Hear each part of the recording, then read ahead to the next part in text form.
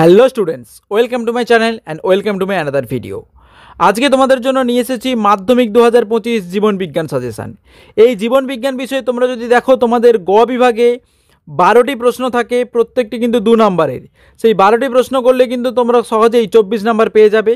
সেই 24 নাম্বারের জন্য তোমরা কোন 12টি প্রশ্ন করবে সেটি মন দিয়ে দেখে নাও। তো যারা আমার এখনও চ্যানেলটিকে সাবস্ক্রাইব করোনি, অতি অবশ্যই আমার চ্যানেলটিকে সাবস্ক্রাইব করে দিও, এবং যারা ফেসবুক থেকে দেখছো অবশ্যই সেটিকে ফলো করে দিও। লাস্ট পর্যন্ত ভিডিওটি দেখবে এবং কোন কোন 12টি প্রশ্ন ভালো করে করতে হবে সেটি দেখে নাও।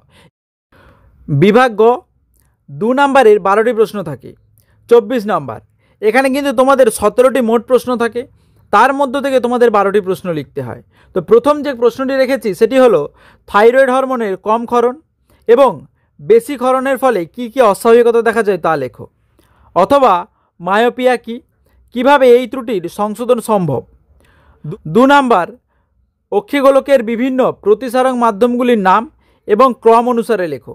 অথবা স্নায়ুকোষে কোষ বিভাজন ঘটে না কেন। তারপর 3 দাগে রয়েছে মাইটোসিস ও মিওসিস কোষ বিভাজনের পার্থক্য লেখো। অথবা কোষচক্রের পর্যায়ক্রমে একটি রেখাচিত্র সাহায্যে দেখাও। অর্থাৎ কোষচক্রে কোন কোন ঘটনাগুলি ঘটে সেই সমস্ত তোমাদেরকে কিন্তু ঘটনাগুলো পর্যায়ক্রমিকভাবে রেখাচিত্রের সাহায্যে দেখাতে হবে। তারপর 4 দাগে যেটি রয়েছে অক্সিন, জিববেরেলিন, সাইটোকাইনিনের একটি করে কাজ লেখো। অথবা দরজায় ঘণ্টা বাজার শব্দ শুনে তুমি যেভাবে দরজা খুলবে সেই স্নায়বিক পথটি একটি শব্দচিত্রের সাহায্যে দেখাও। এটি কিন্তু খুবই গুরুত্বপূর্ণ প্রশ্ন। তোমাদের যে টেস্ট পেপার রয়েছে এই টেস্ট পেপারে কিন্তু এই প্রশ্নটি কিন্তু অনেকবার এসেছে, তাই এটি কিন্তু খুবই গুরুত্বপূর্ণ প্রশ্ন। এরপরে 5 দাগে যেটি রয়েছে কোন হরমোনকে anti diabetic, calorigenic, anti ketogenic hormone বলে এবং কেন, কোন কোন হরমোনকে হবে এটি তোমরা ঠিক করে নেবে। তারপর নিম্নলিখিত পেশিগুলির কাজ লেখো। Flexor, extensor, rotator. 6 দাগে যেটি রেখেছি ডিএনএর উপাদানগুলি লেখো। কোষচক্রের G0 দশা বলতে কী বোঝো। অথবা আমাদের দৈনন্দিন জীবনে বিভিন্ন রকম সহজাত ও অর্জিত প্রতিবর্ত ক্রিয়াগুলির উদাহরণ দাও। এখানে কিন্তু তোমাদের এটি উদাহরণ দিয়েও প্রশ্ন আসতে পারে। মনে করো বলা হলো যে সাইকেল চালানো এটি কী ধরনের প্রতিবর্ত ক্রিয়া, তা তোমাদেরকে জিজ্ঞাসা করতে হতে পারে। এই জন্য কিন্তু আমি এই প্রশ্নটা এইভাবে রেখেছি। তারপর 7 দাগে যে প্রশ্নটি রেখেছি মাইক্রো প্রোপাগেশনের পদ্ধতিটি শব্দচিত্রের সাহায্যে দেখাও। অথবা ইতর পরাগযোগ ও স্বপরাগযোগের 2টি সুবিধা ও 2টি অসুবিধা উল্লেখ করো। তারপর 8 দাগে রেখেছি মেন্ডেলের বংশগতি সংক্রান্ত পৃথকীভবনের সূত্রটি লেখো। অথবা সকল টেস্ট ক্রসই ব্যাকক্রস, কিন্তু সকল ব্যাকক্রস টেস্ট ক্রস নয় কেন, উদাহরণ সহ ব্যাখ্যা করো। তারপর 9 দাগে রেখেছি কেন পুরুষদের ক্ষেত্রে হিমোফিলিয়া বেশি দেখা যায়। অথবা সংকরায়ন পরীক্ষায় মেন্ডেল কর্তৃক নির্বাচিত মোটর গাছের 4টি বিপরীতধর্মী বৈশিষ্ট্য লেখো। তারপর 10 দাগে রেখেছি পুরুষের বর্ণান্ধতার বাহক হয় না কেন, উক্তিটির যথার্থতা বিচার করো।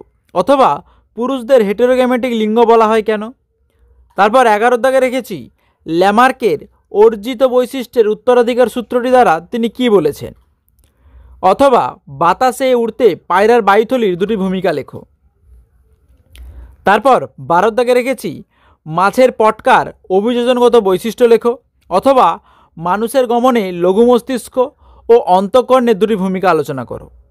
তারপর 13 দাগে রেখেছি ডারউইনের যোগ্যতমের উদ্বর্তন বলতে কী বোঝো। অথবা উদ্ভিদের 4টি জাঙ্গল অভিযোজনগত বৈশিষ্ট্য লেখো এবং তার উদাহরণ দাও।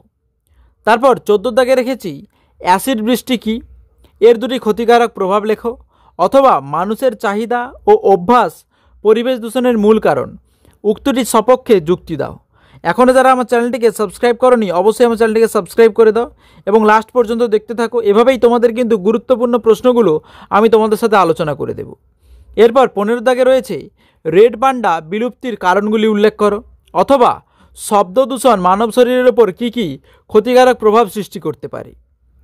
16 দাগে রয়েছে জল দূষণের ফলে ইউট্রোফিকেশন এবং অ্যালগাল ব্লুম এ ব্যাখ্যা করো, এটা অ্যালগাল ব্লুম হবে। তারপর অথবা জীববৈচিত্র্য সংরক্ষণের 2টি উৎস উল্লেখ করো। 17 দাগে যেটি লাস্ট প্রশ্ন রেখেছি খুবই গুরুত্বপূর্ণ একটি প্রশ্ন, ভেরি ইম্পর্টেন্ট একটি প্রশ্ন, সেটি হলো এক্সিডু সংরক্ষণ এবং ইনসিটু সংরক্ষণের 4টি করে উদাহরণ দাও। এটি কিন্তু তোমাদের প্রায় উদাহরণ দিয়েই প্রশ্ন আসে, তাই আমি তোমাদেরকে সেভাবেই রেখেছি। তারপর লাস্ট যে প্রশ্নটি রয়েছে, বায়োম্যাগনিফিকেশান বা জীব বিবর্ধন বলতে কী বোঝো, উদাহরণ সহ আলোচনা করো। এই ছিল তোমাদের জন্য 17টি প্রশ্ন। যেই 17টি প্রশ্নের মধ্যে তোমাদের কিন্তু 12টি প্রশ্ন ভালো করে করতে হবে। এই প্রশ্নগুলো যদি তোমরা ভালো করে করো তাহলে কিন্তু তোমরা পরীক্ষায় সবথেকে বেশি 24 নাম্বার কিন্তু পেতে পারো। তাই এখনও যারা আমার চ্যানেলটিকে সাবস্ক্রাইব করোনি সাবস্ক্রাইব করে দাও। আজকের ভিডিও এই পর্যন্ত। পরের ভিডিওতে থাকছে গুরুত্বপূর্ণ একটি বিষয়, গণিত। সেই গণিত থেকে তোমরা কোন কোন গণিতগুলো ভালো করে প্র্যাকটিস করবে সেগুলো দেখে নিতে অবশ্যই কিন্তু চ্যানেলটির দিকে তোমাদেরকে নজর রাখতে হবে। দেখা হচ্ছে ম্যাথের সাজেশান নিয়ে।